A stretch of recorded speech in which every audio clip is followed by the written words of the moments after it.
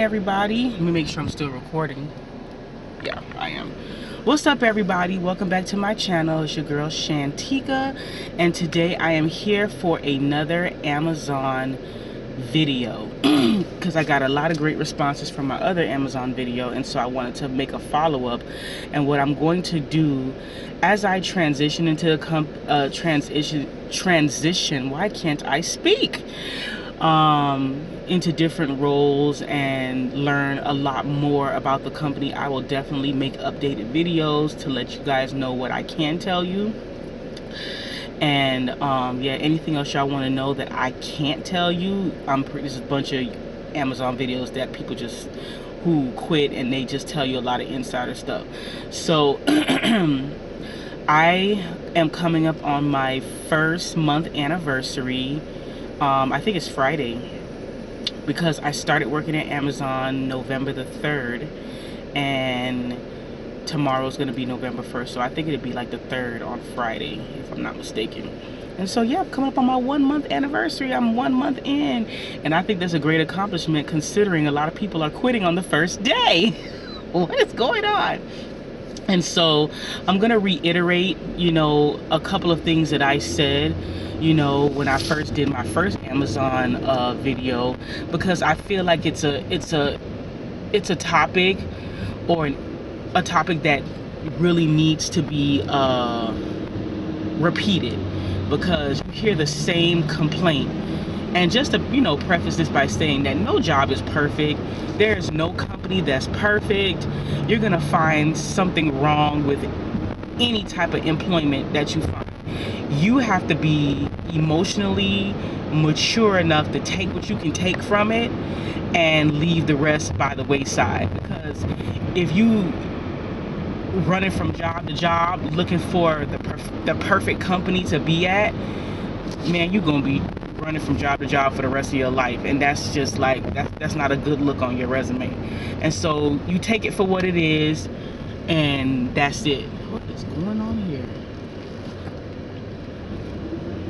And so yes, so I gotta say that.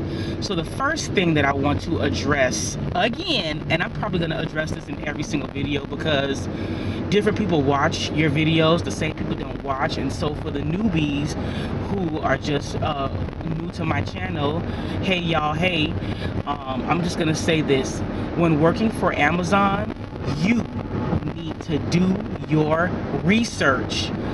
Do your research on the different job roles. When you go on Amazon.com and you apply for any type of position, it is your responsibility to take each position, whether it be stower, whether it be packer, whether it be scanner, which is what I do, and you need to take your ass down to the Google and research that role so that you do not blindly apply for a position that you cannot do, and you set yourself up for failure and up for termination. Because let me tell you, Amazon pays well and everybody's trying to get on. So nobody has time to babysit you and play games with you. You will get fired on the spot if you do not adhere to what the hell you got to adhere to and do what you need to do properly. If you worried about rates and don't want to be held to any type of quotas or anything, you need to seek out a scanner position. I don't know about your fulfillment center, but mine, we're not. I think they rate us on time on task and time off task. As long as you're constantly scanning, not one single solitary soul is going to bother you. You don't have to scan at a particular rate at my fulfillment center. I don't know about yours. Every fulfillment center is different. I have to keep saying that so y'all don't come back and say, oh, they was crying about it. No, I can tell you what goes on where I work at. Nobody gives us any type of quota. Nobody does.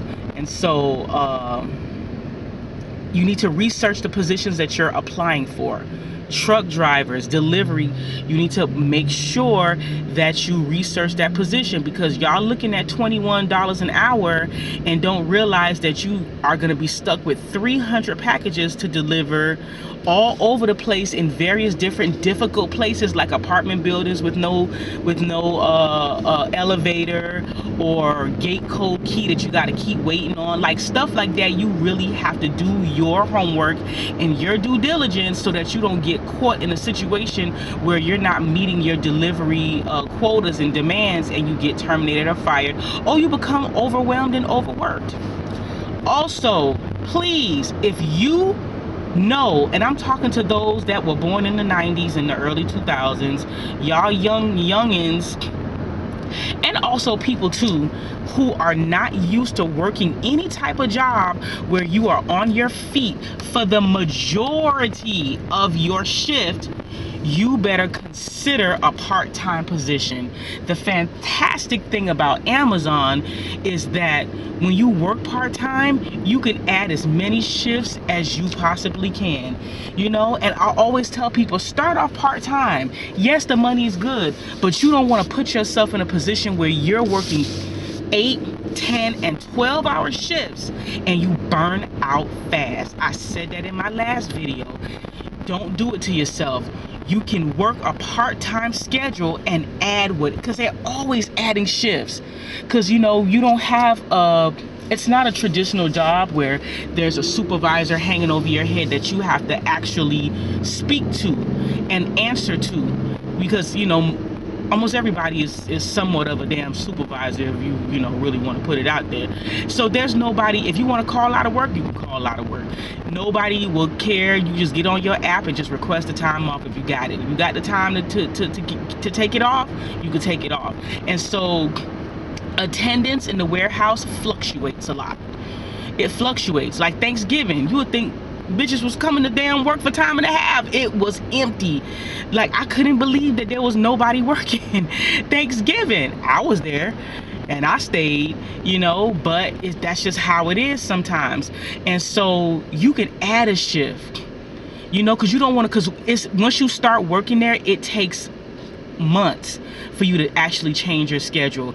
And I think you have to have a good substantiated reason why you want to change your schedule. You just can't just, I mean, I'm pretty sure you could change it if you're about to quit and they be like, oh no, we don't want you to quit, what can we do to keep you? Like, change my schedule, you know. And there may be, it's not a guarantee that you're gonna get the schedule that you desire.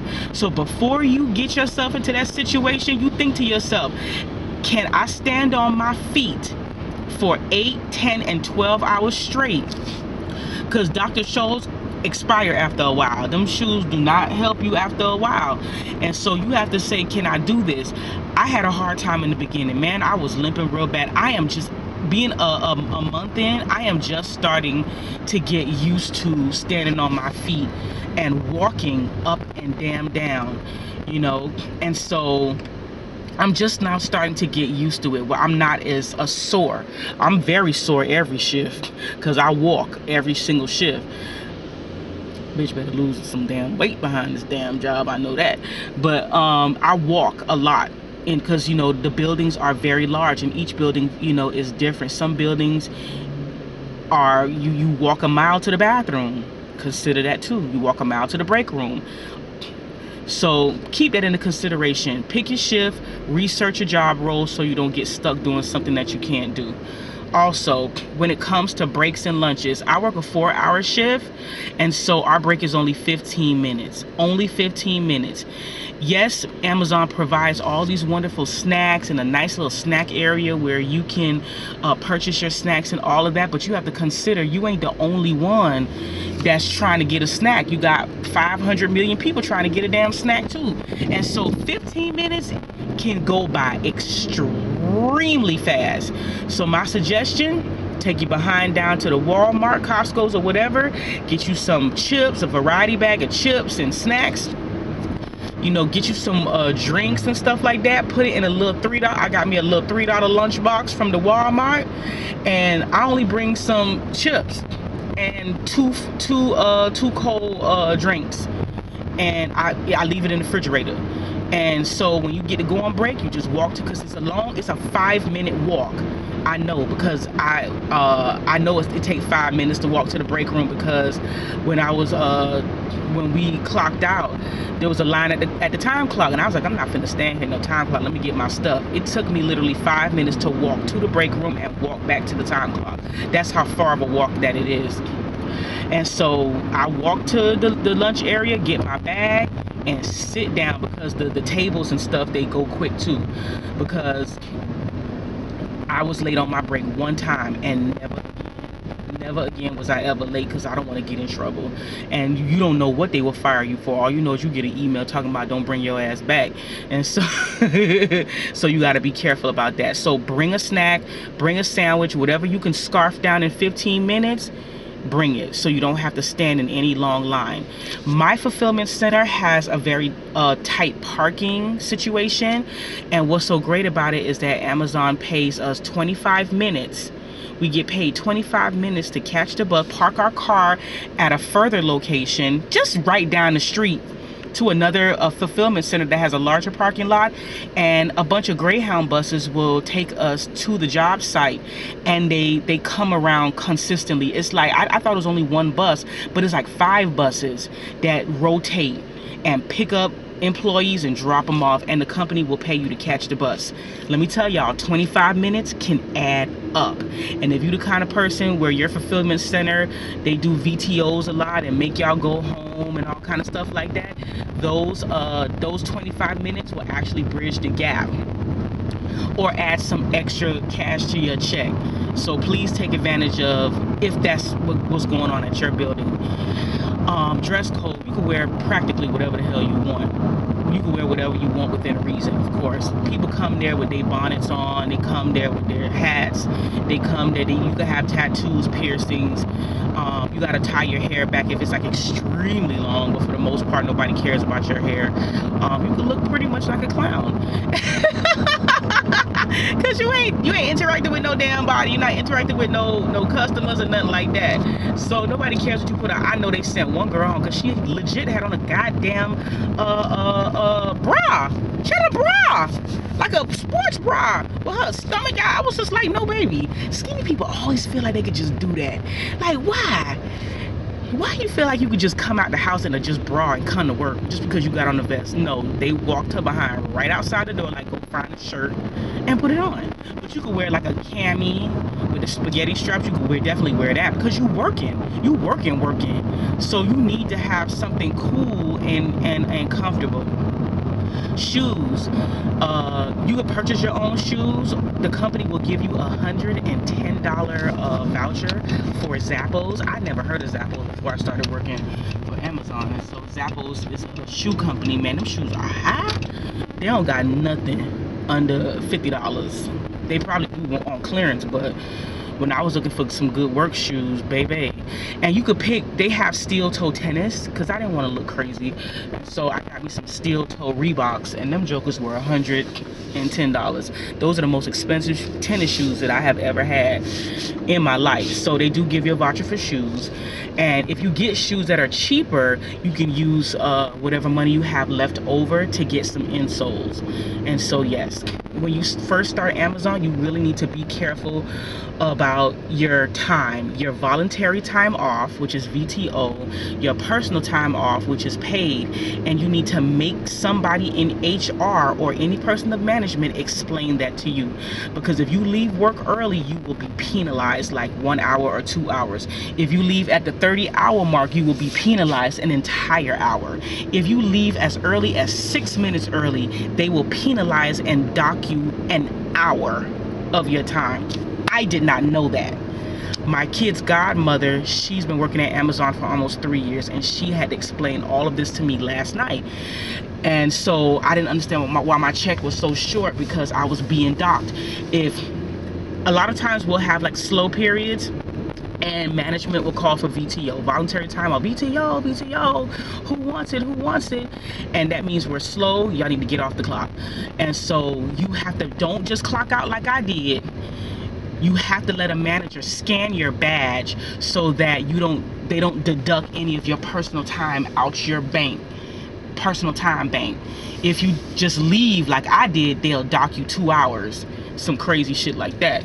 So if they say that if they sending people home because it's slow or whatever, make sure a PC or PA or whatever, or management scans your badge.